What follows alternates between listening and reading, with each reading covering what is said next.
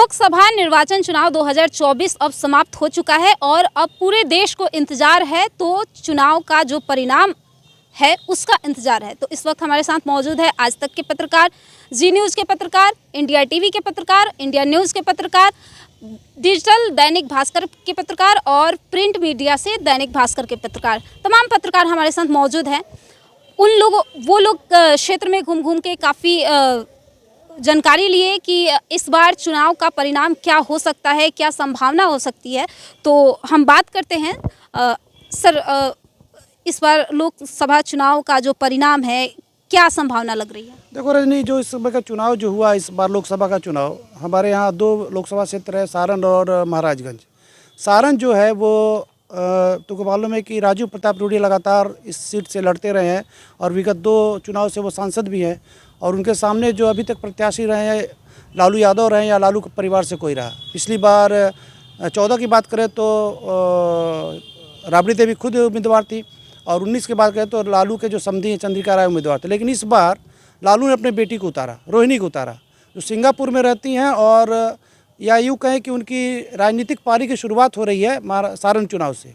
तो जहाँ तक हम लोग अगर चुनाव में जिस दिन हम लोगों ने देखा तो चुनाव पिछली बार की तरह काफ़ी आसान नहीं रहा। राजू प्रताप रूडी का जो पिछले बार जो रिजल्ट आया वो काफ़ी अच्छा रिजल्ट आया। मुझे ये लगता है कि सबसे ज़्यादा मार्जिन से राजू प्रताप रूडी अभी तक सारण से लड़े और जीते। लेकिन इस बार स्थिति वैसी नहीं है। स्थिति वैसी इसलिए नहीं है कि एक तो 14 में मोदी लहर, फिर 19 के बाद 19 में भी उसी तरह का कुछ था। लेकिन इस बार जो तेजस्वी की 17 महीने की सरकार चली, जो उप मुख्यमंत्री थे और नीतीश के नेतृत्व में जो सरकार चली, उसमें 17 महीने में काफ़ी लोगों को सरकारी नौकरी दी गई। तो तेजस्वी इसको भुनाने की कोशिश करते नजर आए। तमाम लोगों को कहते हैं भाई हमारी सरकार आएगी तो हम नौकरी देंगे, ये देंगे, तमाम तरह के वादे। और इधर जो इंडिया गठबंधन में जो राहुल गांधी है, उन्होंने 1 लाख रुपए महिलाओं को देने की बात करी कि सालाना 1 लाख रुपए देंगे। और इस समय एक जुमला भरा चला, खटाखट फटाफट सफा चट, ये सब भी चला। काफ़ी एग्रेसिव कैंपेनिंग हुई। इस हिसाब से अगर सारण के चुनाव को देखा जाए तो बहुत आसान राह नज़र नहीं आ रही राजू प्रताप रूडी के लिए। इसलिए कि एक तो बगल का चुनाव जो रहा महाराजगंज का, वहाँ भूमिहार प्रत्याशी आया जनार्दन सिंह अग्रवाल के सामने।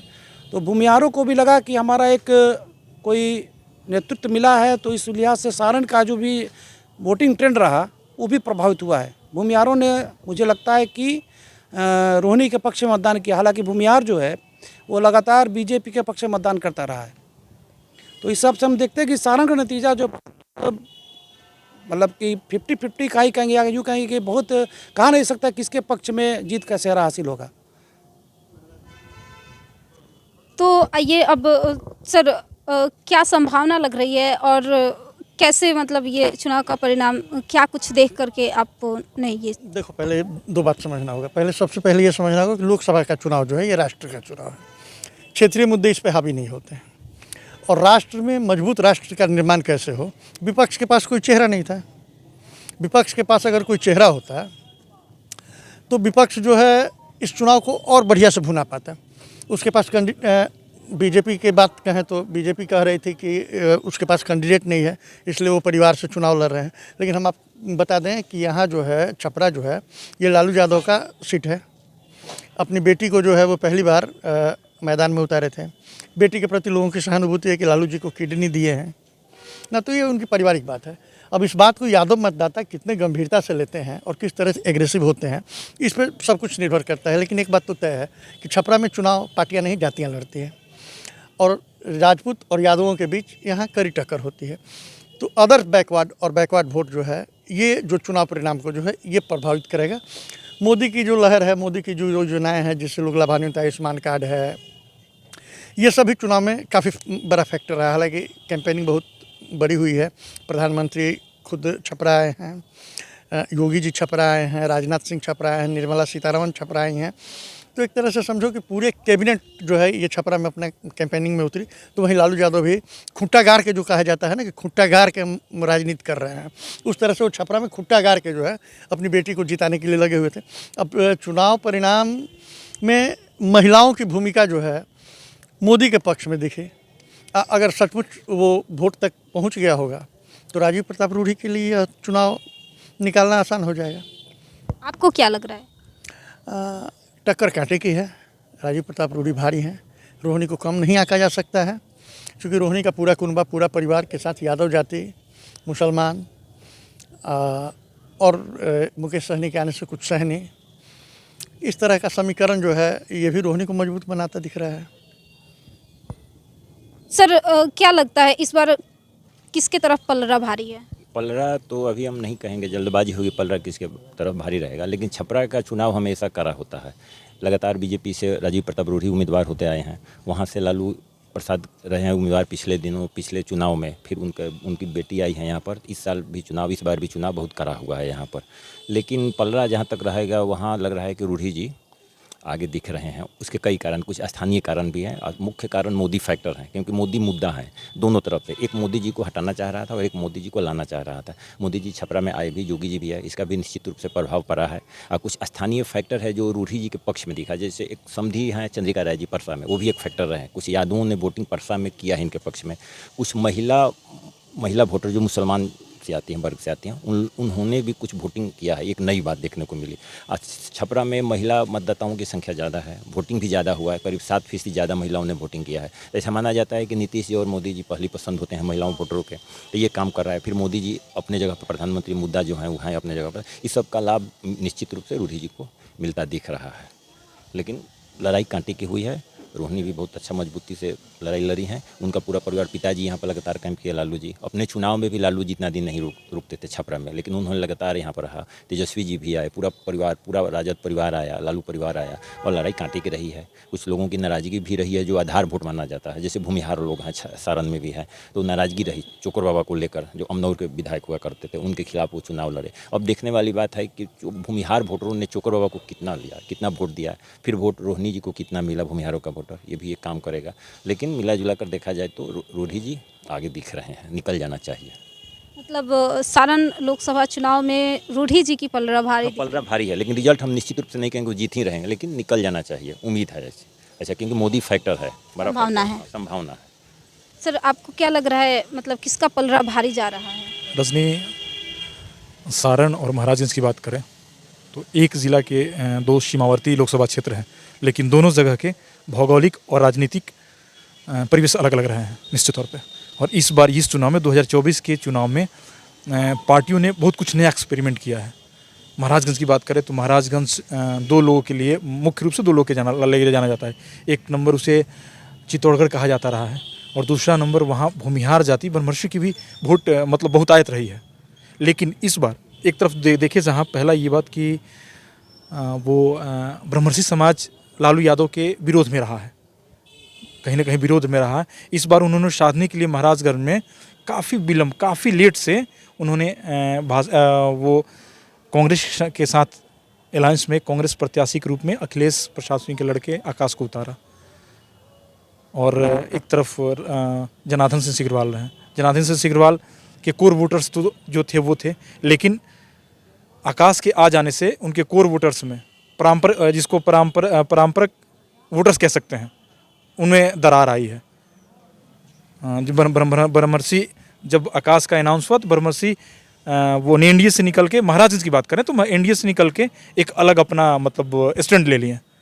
लगभग ब्रह्मर्षि सब लोग आकाश के साथ हो गए। हाँ, कुछ लोग पुराने थे, चूँकि इनको जनार्दन सिंह सिग्रीवाल को अजातशत्रु ही बोला जाता है। वे के ऐसे आदमी हैं, वाकई में सरल और सुलभ आदमी हैं। एक नेता, मेरा निजी विचार है कि नेता शब्द किसी आदमी के लिए बना है तो सारण प्रमंडल में जनार्दन सिंह सिग्रीवाल के लिए बना है। बेहद कभी, हाँ, अजातशत्रु ही बोला जाता है ना, वही अजातशत्रु है, कभी हारे नहीं है, उनका कोई शत्रु नहीं रहा। तो उनकी अपनी कुछ छवि रही है।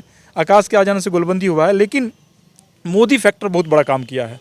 और सबसे बड़ी बता दें कि 45 किलोमीटर के अंतर में 12 दिन के अंदर में 2 सभाएं हुई हैं प्रधानमंत्री के यहाँ, और उत्तर प्रदेश के हार्डकोर मुख्यमंत्री योगी जी की भी सभा हुई है। तो कहीं ना कहीं इसका असर पड़ा है, और मोदी फैक्टर काफ़ी इफेक्टिव रहा है यहाँ।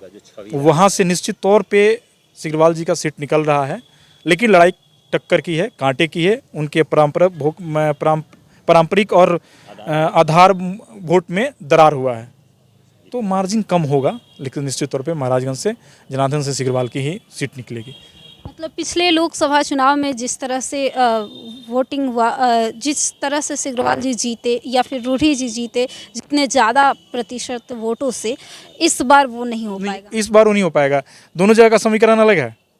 सारण की लड़ाई बहुत कांटे की लड़ाई है, नेक टू नेक जिसे कहते हैं, क्लोज फाइट है वो है, लेकिन वो उतनी क्लोज फाइट नहीं है, वन साइडेड एक तरह से कह सकते हैं, मार्जिन नहीं रहेगा, लेकिन मार्जिन पिछला वाला नहीं रहेगा। ना महाराजगंज में रहेगा, यहाँ मार्जिन उनका कम होगा, सीट निकल दोनों सीट निकलने की संभावना है। लेकिन सारण की बात करें तो सारण में अगर रोहिणी का भी सीट निकल जाता है तो कोई आश्चर्य वाली बात नहीं होगी, क्योंकि जिस तरह से कैंपेन रोहिणी के फैमिली ने, पहले ये परिवार के लोग लगे, फिर एक जाति विशेष के लोग लगे, उसके बाद कार्यकर्ता लगे, 3 लोग एक साथ की लड़ रहे थे, विशेषकर रोहिणी के लिए। लालू यादव सबसे अपने जीवन काल में सबसे ज़्यादा कैंपेन किए, यहाँ घर घर गए, तबीयत खराब होने, अस्वस्थ होने के बावजूद भी उन्होंने लोगों से मिला, और ये उनका कर्मभूमि रहा है। अच्छी पकड़ लालू जी की यहाँ मानी जाती रही है। वो अपने चुनाव में जितने सक्रिय नहीं रहे, उतने रोहिणी के चुनाव में सक्रिय रहे हैं। तो बहुत माने क्लोजेस्ट फाइट है, सारण की बात करें तो बहुत क्लोजेस्ट फाइट है। मतलब लड़ाई जो कहें कि वो कांटे की टक्कर है। बिल्कुल कांटे की लड़ाई। तो जब लड़ाई कांटे की टक्कर है तो फिर इस बार 400 नहीं 4 लाख पार, ये सब जो नारा मिल रहा है बीजेपी की तरफ से, ये कैसे सही होगा और आपका क्या अंदाजा है? देखिए, ये जो नारा 4 लाख पार का जो नारा था, ये केवल महाराजगंज के लिए था। महाराजगंज लोकसभा क्षेत्र की अगर हम बात करें तो महाराजगंज लोकसभा क्षेत्र का इस बार का जो माहौल था वो सबसे अलग था।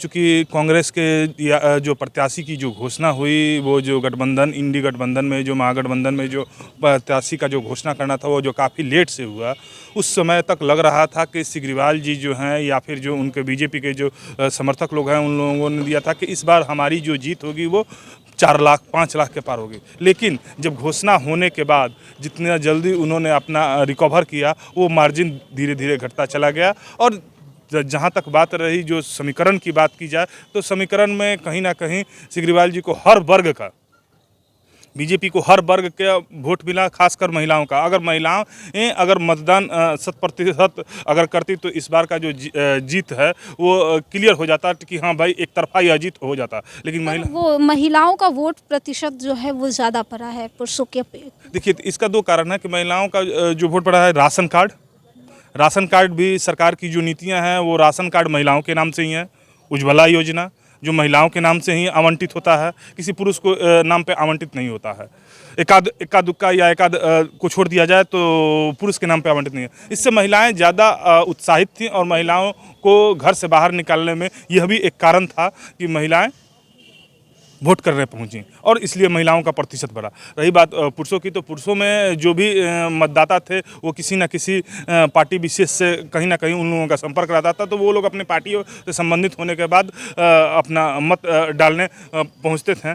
लेकिन जो मतदाता हैं, वो मतदाता के बारे में अगर कहा जाए तो जो 10 साल सिग्रीवाल जी लगातार सांसद रहे महाराजगंज के, तो उनसे कुछ लोग नाराज़ भी दिखें। जो नाराज़ दिखें वो अगर नहीं गए, अगर दूसरे पार्टी के जो कोर वोटर कहा जाता है बीजेपी का, वो अगर कोर वोटर अगर नहीं गया दूसरे पक्ष को वोट देने, तो वो वोट देने ही नहीं गया। ना ही सिग्रीवाल को वोट दिया और ना ही आकाश जी को वोट दिया।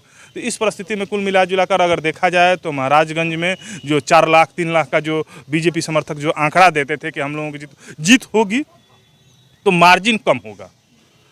आकाश जी को भी हल्के में नहीं लिया जा सकता है, क्योंकि यहाँ जो सारण में जो घटनाएं घटी, उससे जो 2 पक्ष में जो तनाव उत्पन्न हुआ, उस तनाव का कहीं ना कहीं अगर सिग्रीवाल जी को फ़ायदा भी मिला है तो उसका घाटा भी उनको उठाना पड़ेगा, क्योंकि दोनों पक्ष का जो भी वोटर्स थे उसका कुछ ना कुछ प्रतिशत घटा है सिग्रीवाल जी को, और कुछ ना कुछ प्रतिशत बढ़ा है आकाश जी को भी। तो कुल मिला जुला कर देखा जाए तो वर्तमान में जो परिस्थिति है, उस परिस्थिति के अनुसार जो वहाँ पे वोटिंग परसेंटेज, वोटिंग के दिन जो हम लोगों ने सर्वे घूम के जो हम लोगों ने देखा कि किस तरह का मतदान कर रहा है, लोगों से बात किया, तो उससे कहा जा सकता है कि जीत का जो आंकड़ा होगा वो छोटा होगा। लेकिन सिग्रीवाल जी का पलड़ा इस बार लग रहा है कि वो हैट्रिक लगाने में सफल होंगे और वह एक हैट्रिक लगा सकते हैं। धन्यवाद सर।